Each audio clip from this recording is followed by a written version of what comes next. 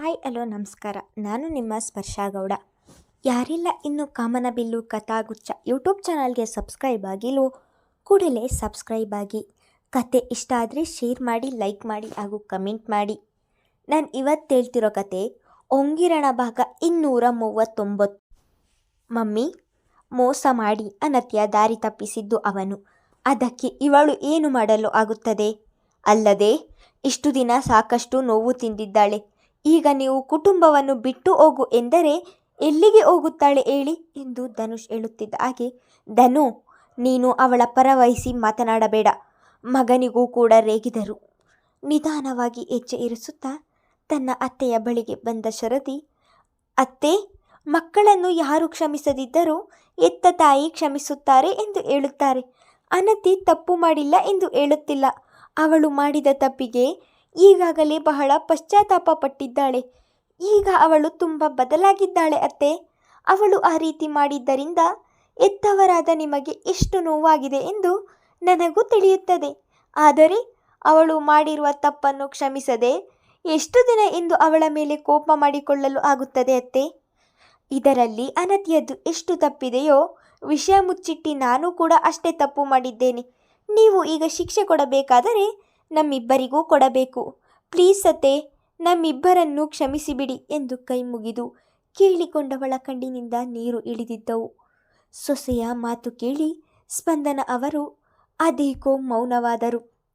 ಅವರು ಮೌನವಾಗಿದ್ದನ್ನು ನೋಡಿ ಮತ್ತೆ ಮಾತು ಮುಂದುವರಿಸಿದವಳು, ಮಕ್ಕಳನ್ನು ತಾಯಿ ಕ್ಷಮಿಸದೆ ಇನ್ಯಾರು ಕ್ಷಮಿಸುತ್ತಾರೆ ಅತ್ತೆ? ಪ್ಲೀಸ್ ಅತ್ತೆ, ಇದೊಂದು ಬಾರಿ ಕ್ಷಮಿಸಿಬಿಡಿ. ಮುಂದೆ ಈ ರೀತಿ ಎಂದೂ ಮಾಡುವುದಿಲ್ಲ ಅವಳು ಎಂದಳು. ಅವರು ಇನ್ನೂ ಮೌನವಾಗಿ ಇರುವುದನ್ನು ನೋಡಿದ ಧನು, ಅನತಿ, ನಿನ್ನ ರೂಮಿಗೆ ಹೋಗು ಎಂದನು. ತನ್ನ ತಾಯಿ ಮತ್ತೆ ಮಾತನಾಡದಿರುವುದನ್ನು ನೋಡಿದವಳು ಶರದಿಯನ್ನು ತಬ್ಬಿ, ಥ್ಯಾಂಕ್ಸ್ ಅತ್ತಿಗೆ ಎಂದು ಅಳುತ್ತಲೇ ಹೇಳಿ ಅಲ್ಲಿ ನಿಲ್ಲದೆ ಕೋಣೆಗೆ ಓಡಿದಳು. ಶರದಿ ಅಳುತ್ತಿರುವುದನ್ನು ನೋಡಿದ ಧನುಷ್ ಅವಳ ಬಳಿಗೆ ಹೋಗಿ, ಬಾ, ರೆಸ್ಟ್ ಮಾಡು ಎಂದು ಹೇಳುತ್ತಲೇ ಅವಳನ್ನು ಕೋಣೆಗೆ ಕರೆದುಕೊಂಡು ಹೋಗಿದ್ದನು. ಸ್ಪಂದನ ಅವರ ಮೌನ ನಿಗೂಢ ಎನಿಸಿತು ಶರದಿಗೆ. ಮೇಡಮ್, ನಾಳೆ ನಿಮ್ಮ ಫೈನಲ್ ರಿಪೋರ್ಟ್ ಬರುತ್ತದೆ. ನಾಳೆ ಮತ್ತೆ ಹಾಸ್ಪಿಟಲ್ಗೆ ಹೋಗಿ ಬರೋಣ ಎಂದಳು ತಾಪ್ಸಿ. ನನ್ನ ಆರೋಗ್ಯದ ಬಗ್ಗೆ ನನಗೆ ಗೊತ್ತಿದೆಯಲ್ಲ ತಾಪ್ಸಿ. ಇನ್ನು ರಿಪೋರ್ಟ್ ಹೇಳುವುದು ಏನು? ನಾನು ಇನ್ನು ಹೆಚ್ಚು ದಿನ ಬದುಕುವುದಿಲ್ಲ ಎನ್ನುವುದು ನನಗೆ ತಿಳಿದಿದೆ. ಹಾಗೆಲ್ಲ ಮಾತನಾಡಬೇಡಿ ಮೇಡಮ್.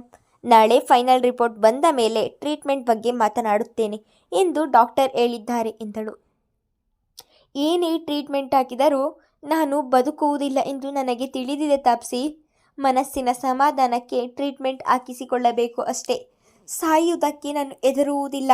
ಸಾಯುವಷ್ಟರಲ್ಲಿ ನನ್ನ ಜವಾಬ್ದಾರಿಯನ್ನು ನನ್ನ ಮಗಳಿಗೆ ವಹಿಸಬೇಕು ಎನ್ನುವುದು ನನ್ನ ಚಿಂತೆಯಾಗಿದೆ ಎಂದಳು. ಇತ್ತೀಚೆಗೆ ಸೊನಾಲಿಗೆ ತಲೆ ಒಡೆದು ಹೋಗುವಷ್ಟು ನೋವು ಶುರುವಾಗಿದೆ. ಎಷ್ಟೇ ವೈದ್ಯರಿಗೆ ತೋರಿಸಿದರೂ ಕೂಡ ತಲೆನೋವು ಕಡಿಮೆಯಾಗಿರಲಿಲ್ಲ.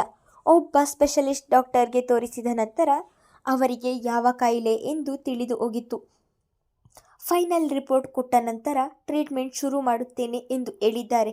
ಒಂದೆಡೆ ಸೊನಾಲಿಗೆ ಸಿಡಿದು ಹೋಗುವಂತಹ ತಲೆ, ಇನ್ನೊಂದೆಡೆ ಮಗಳು ತನ್ನನ್ನು ಒಪ್ಪಿಕೊಳ್ಳುತ್ತಿಲ್ಲವಲ್ಲ ಎನ್ನುವ ಯೋಚನೆ.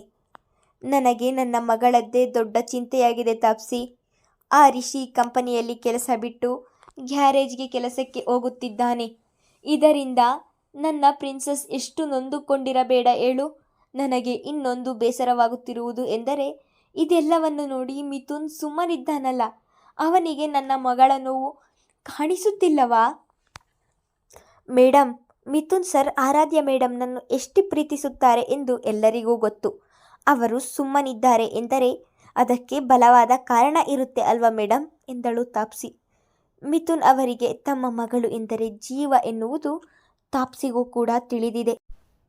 ಕಾರಣ ಏನಾದರೂ ಇರಲಿ ತಾಪ್ಸಿ, ರಿಷಿಗೆ ಬೈದು ಬುದ್ಧಿ ಹೇಳಬೇಕು. ಇಲ್ಲ, ಮಗಳನ್ನು ಮನೆಗೆ ಕರೆದುಕೊಂಡು ಹೋಗಬೇಕು. ಯಾವುದನ್ನು ಮಾಡದೆ ಅವಳನ್ನು ಅಲ್ಲೇ ಬಿಟ್ಟಿದ್ದಾನೆ. ನನ್ನ 100 ಕೋಟಿಯ ಒಡತಿಯವಳು ಈಗ ಏನು ಇಲ್ಲದೆ ಇರುವ ಬಿಕಾರಿಯ ಹಾಗೆ ಜೀವನ ಮಾಡ್ತಿದ್ದಾಳೆ.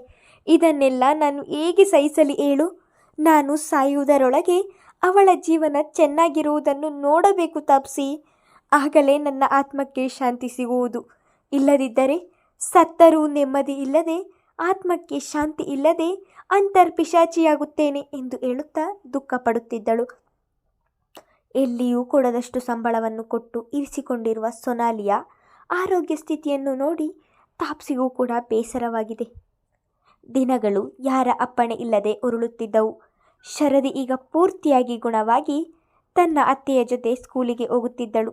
ಆರಾಧ್ಯ ಪೂರ್ತಿಯಾಗಿ ರಿಷಿಯ ಜೊತೆ ಮಾತನಾಡದೆ ಉಳಿದು ಬಿಟ್ಟಳು. ಅವನು ಮಾತನಾಡಿಸಲು ಪ್ರಯತ್ನಪಟ್ಟು ಸೋತು ತಾನು ಕೂಡ ಮೌನವಾಗಿಯೇ ಉಳಿದು ಬಿಟ್ಟನು. ಇಬ್ಬರ ಮಧ್ಯೆ ಇರುವಂತಹ ಅಂತರ ಹೆಚ್ಚುತ್ತಲೇ ಹೋಗುತ್ತಿತ್ತು ಹೊರತು ಕಡಿಮೆಯಾಗುತ್ತಿರಲಿಲ್ಲ. ರಿಷಿಗೆ ಗ್ಯಾರೇಜಿನಲ್ಲಿ ಮೊದಲ ತಿಂಗಳ ಸಂಬಳ ಕೂಡ ಬಂದಿತ್ತು. ಗ್ಯಾರೇಜಿನ ಮಾಲೀಕ ಮೊದಲು ಸಂಬಳ ಎಷ್ಟು ಎಂದು ನಿನ್ನ ಈ ಕೆಲಸವನ್ನು ನೋಡಿ ಕೊಡುತ್ತೇನೆ ಎಂದು ಹೇಳಿದ್ದರಿಂದ ರಿಷಿಗೆ ಮೊದಲ ಸಂಬಳ ಕೊಟ್ಟಂತಹ ಸಂಬಳ ಕೇವಲ 10,000 ರೂಪಾಯಿ. 10,000 ಯಾವುದಕ್ಕೆ ಸಾಲುತ್ತದೆ ಅವನಿಗೆ? ಆರಾಧ್ಯ ತನ್ನ ಕೋಣೆಯಲ್ಲಿ ಬಟ್ಟೆ ಮಡಿಸುತ್ತಿದ್ದವಳು ಬಾಗಿಲೆಡೆಗೆ ಆರಾಧ್ಯ ಎಂಬ ಧ್ವನಿ ಕೇಳಿ ತಿರುಗಿದರೆ ಅಲ್ಲಿ ತನ್ನ ಅತ್ತೆ ನಿಂತಿರುವುದನ್ನು ನೋಡಿ ಮುಖದ ಮೇಲೆ ಮುಗುಳು ನಗು ತಂದುಕೊಂಡು, ಏನಾದರೂ ಬೇಕಿತ್ತಾ ಅತ್ತೆ ಎಂದಳು. ಏನು ಬೇಡ ಆರಾಧ್ಯ, ನಿನ್ನ ಜೊತೆ ಸ್ವಲ್ಪ ಮಾತನಾಡಬೇಕಿತ್ತು, ಹಾಗಾಗಿ ಬಂದೆ ಎಂದರು. ಅವರ ಮಾತು ಕೇಳಿ ಮಾಡುತ್ತಿದ್ದ ಕೆಲಸವನ್ನು ಅಲ್ಲಿಗೆ ನಿಲ್ಲಿಸಿ ಅವರ ಬಳಿಗೆ ಬಂದು, ಅದೇನು ಹೇಳಿ ಅತ್ತೆ ಎಂದಳು. 2 ಹೆಜ್ಜೆ ಮುಂದೆ ಬಂದವರು ರೂಮನ್ನೆಲ್ಲ ಒಮ್ಮೆ ಅವಲೋಕಿಸಿದರು. ಚಿಕ್ಕ ರೂಮಾದರೂ ಸಹ ಬಹಳ ನೀಟಾಗಿ ಎಲ್ಲವನ್ನೂ ಜೋಡಿಸಬೇಕು. ಅಲ್ಲಲ್ಲಿ ಜೋಡಿಸಿಟ್ಟಿದ್ದಳು ಆರಾಧ್ಯ. ಶ್ರೀಮಂತರ ಮಗಳಾದರೂ ತಮ್ಮ ಮನೆಗೆ ಹೊಂದಿಕೊಂಡು ಹೋಗುತ್ತಿರುವ ಸೊಸೆಯನ್ನು ನೋಡಿದಾಗಲೆಲ್ಲ ಅವರ ಹೃದಯ ತುಂಬಿ ಬರುತ್ತಿತ್ತು. ಮಗ ಸೊಸೆ ಮಧ್ಯೆ ಇರುವ ಮನಸ್ತಾಪ ಅವರಿಗೂ ಕೂಡ ತಿಳಿದಿದೆ. ಅದರ ಬಗ್ಗೆ ಇಂದು ಸೊಸೆಯ ಬಳಿ ಮಾತನಾಡಬೇಕು ಎಂದು ಬಂದಿದ್ದಾರೆ. ಆದರೆ ಹೇಗೆ ಮಾತನಾಡುವುದು ಎನ್ನುವ ಅಂಜಿಕೆ ಅವರಲ್ಲಿ ಇದೆ. ಅತ್ತೆ, ಏನೋ ಮಾತನಾಡಬೇಕು ಎಂದು ಹೇಳಿ ಸುಮ್ಮನಿದ್ದೀರಲ್ಲ, ಅದೇನು ಹೇಳಿ ಎಂದಳು. ನಿನ್ನ ಜೊತೆ ಹೇಗೆ ಮಾತನಾಡಬೇಕು ಎನ್ನುವುದು ತಿಳಿಯುತ್ತಿಲ್ಲ ಆರಾಧ್ಯ. ನಾನು ತುಂಬ ದಿನದಿಂದ ನೋಡುತ್ತಲೇ ಇದ್ದೀನಿ. ನೀನು ರಿಷಿ ಸರಿಯಾಗಿ ಮಾತನಾಡ್ತಿಲ್ಲ. ನಿಮ್ಮಿಬ್ಬರ ಮಧ್ಯೆ ಮನಸ್ತಾಪ ಇದೆ ಎಂದು ನನಗೂ ಕೂಡ ಗೊತ್ತು ಎಂದು ವಸುಂಧರಾ ಅವರು ಹೇಳುತ್ತಿದ್ದ ಹಾಗೆ ತಲೆ ತಗ್ಗಿಸಿದಳು. ನೀನ್ಯಾಕೆ ತಲೆ ತಗ್ಗಿಸುತ್ತೀಯ ಆರಾಧ್ಯ? ಇದರಲ್ಲಿ ನಿನ್ನ ತಪ್ಪು ಏನೂ ಇಲ್ಲ ಎನ್ನುವುದು ನನಗೂ ಗೊತ್ತು.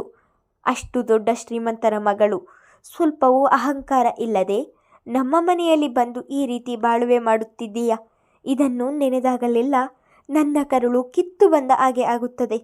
ನನ್ನ ಮಗ ಮೊದಲಿನಿಂದಲೂ ಹಾಗೆಯೇ ಸಂಸಾರದ ಸುಳಿಯೊಳಗೆ ಸಿಲುಕಿ ಒಬ್ಬಂಟಿಯಾಗಿಯೇ ಬೆಳೆದವನು ಅವನು. ನಿನಗೆ ಗೊತ್ತಿರುವ ಪ್ರಕಾರ ಅವನಿಗೆ ಈಗಲೂ ಸ್ನೇಹಿತರು ಎಂದು ಯಾರೂ ಇಲ್ಲ. ಯಾಕೆ ಅಂದರೆ ಅವನು ಯಾರ ಜೊತೆಯೂ ಸೇರುತ್ತಿರಲಿಲ್ಲ. ಯಾವಾಗಲೂ ಮೋಡಿ ಆಗಿಯೇ ಇರುತ್ತಿದ್ದನು.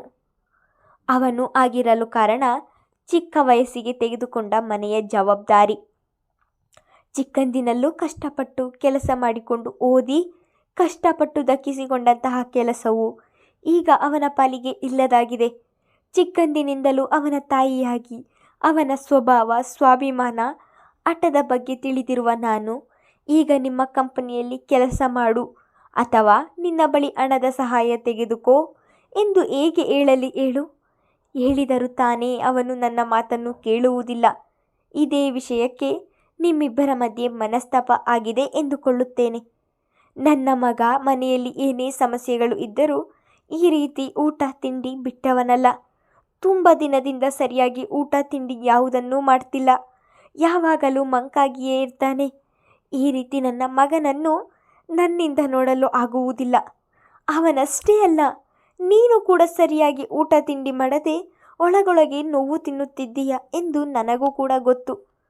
ಮನೆಯಲ್ಲಿ ನೀವಿಬ್ಬರು ಈ ರೀತಿ ಇದ್ದರೆ ನಾನು ಹೇಗೆ ನೆಮ್ಮದಿಯಾಗಿರಲಿ ಹೇಳು? ಸಂಸಾರ ಎಂದ ಮೇಲೆ ಸಣ್ಣ ಪುಟ್ಟ ಮನಸ್ತಾಪಗಳು ಬರುವುದು ಸಹಜ ಆರಾಧ್ಯ. ಮನಸ್ತಾಪ ಸಣ್ಣದಾಗಿದ್ದಾಗಲೇ ಇಬ್ಬರು ಕುಳಿತು ಮಾತನಾಡಿ ಅದನ್ನು ಬಗೆಹರಿಸಿಕೊಳ್ಳಬೇಕು. ಇಲ್ಲದಿದ್ದರೆ ಅದು ಅತಿರೇಕಕ್ಕೆ ಹೋಗುವ ಸಾಧ್ಯತೆ ಇರುತ್ತದೆ. ಸಂಸಾರದಲ್ಲಿ ಗಂಡ ಹೆಂಡತಿ ಇಬ್ಬರು ಬಂಡಿಯ 2 ಚಕ್ರಗಳು ಇದ್ದ ಹಾಗೆ. ಒಂದು ಚಕ್ರ ಅಳಿ ತಪ್ಪಿದರೂ ಬಂಡಿ ಮುಂದೆ ಸಾಗುವುದಿಲ್ಲ.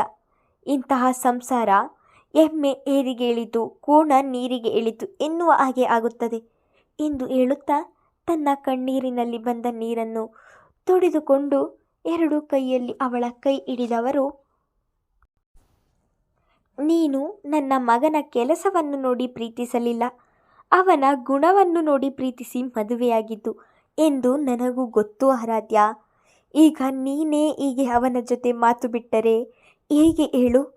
ನೀನೊಬ್ಬಳು ನಗು ನಗುತ್ತಾ ಅವನ ಬೆನ್ನ ಹಿಂದೆ ನಿಂತರೆ ಅವನು ಎಷ್ಟೇ ಕಷ್ಟ ಬಂದರೂ ಕುಗ್ಗದೆ ಧೈರ್ಯದಿಂದ ಮುನ್ನುಗ್ಗುತ್ತಾನೆ. ನನಗನಿಸುವ ಪ್ರಕಾರ ನಿನ್ನ ಮೌನ ನನ್ನ ಮಗನನ್ನು ಕುಗ್ಗಿಸುತ್ತಿದೆ ಆರಾಧ್ಯ. ಹಾಗಂತ ನಿನ್ನ ನೋವು ಚಿಕ್ಕದು ಎಂದು ನಾನು ಹೇಳ್ತಿಲ್ಲ. ಒಂದು ಹೆಣ್ಣಾಗಿ ನೀನು ನೋವು ನನಗೆ ಅರ್ಥವಾಗುತ್ತದೆ. ಇದೇ ಮಾತನ್ನು ನಾನು ಅವನಿಗೆ ಹೇಳಬಹುದಿತ್ತು. ಅವನು ಇದನ್ನು ಹೇಗೆ ಅರ್ಥ ಮಾಡಿಕೊಳ್ಳುತ್ತಿದ್ದ ಎನ್ನುವುದು ನನಗೆ ಗೊತ್ತಿಲ್ಲ. ಆದರೆ ನೀನು ಸಹನಾಮೂರ್ತಿ, ತಾಳ್ಮೆಯ ಗಣಿ.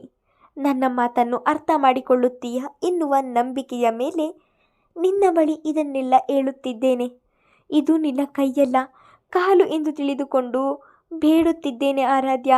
ನನ್ನ ಮಗನ ಜೊತೆ ಮಾತು ಬಿಡಬೇಡ. ಮೊದಲಿನ ಹಾಗೆ ಅವನ ಜೊತೆ ಮಾತನಾಡು. ವಸುಂಧರ ಅವರ ಒಂದೊಂದು ಮಾತನಾಡುವಾಗಲೂ ಅವರ ಮಗನ ಬಗ್ಗೆ ಅದೆಷ್ಟು ನೋವು ತಿನ್ನುತ್ತಿದ್ದಾರೆ ಎಂದು ತಿಳಿಯುತ್ತಿತ್ತು.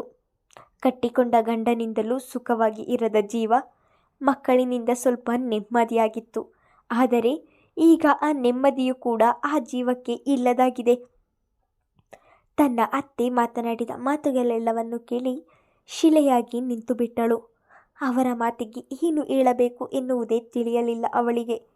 ವಸುಂಧರ ಅವರು ಕೊನೆಯಲ್ಲಿ ಆಡಿದ ಮಾತನ್ನು ಸಹಿಸಲಾಗದೆ ಕಣ್ಣಿಗೆ ಕತ್ತಲಾವರಿಸಿದಂತಾಗಿ ನಿಲ್ಲಲು ಆಗದೆ ಆಗಲೇ ಕಣ್ಣು ಮುಚ್ಚುತ್ತಾ ವಸುಂಧರ ಅವರು ಹಿಡಿದಿದ್ದ ಕೈಯನ್ನು ಎಳೆದಂತೆ ನೆಲಕ್ಕೆ ಉರುಳಿಬಿಟ್ಟಳು. ಮುಂದುವರಿಯುವುದು